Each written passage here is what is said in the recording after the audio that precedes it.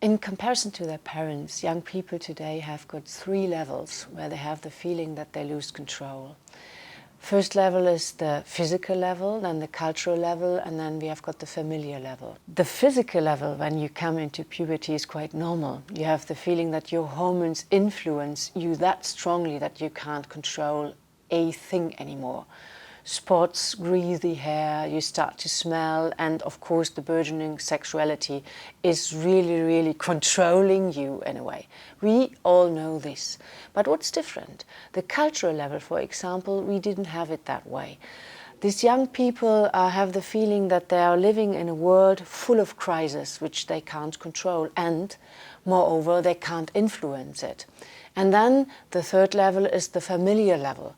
The familiar level is that we are living in a world with lots of patchwork families, where young people even live in such a family or have lots of friends that are moving away and are in fragile circumstances. On all 3 levels they try to gain back control, but they can't. And the only level they may influence is the physical level, via cosmetics in a way. So they can use cosmetics to control spots, to control greasy hair, and they have one level where they can get back control, and they try to do it.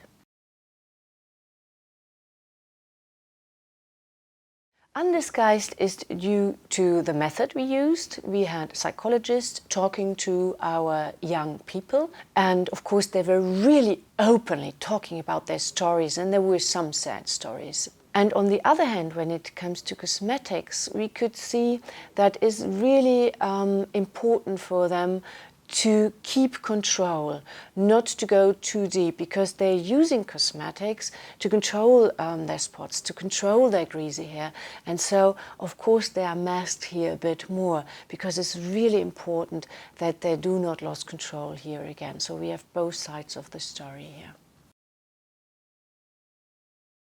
It's really, really important for the young people. They use a lot more cosmetics, all of the boys, than they used to do. And it's because it's one way to control their lives. And maybe it's one of the only ways, not the only way. At the moment you can have clothes as well or other aspects.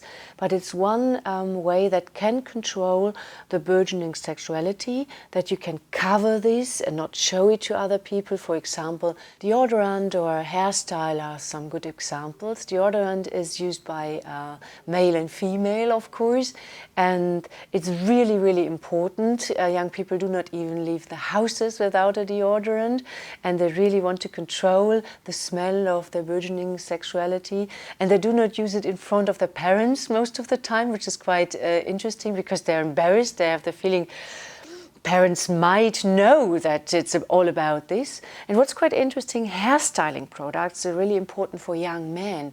And young men really have the feeling that they show their personality and that show their emotions about styling their hair, which is very, very interesting. And they say, I can show that I'm in control when my hair is perfect.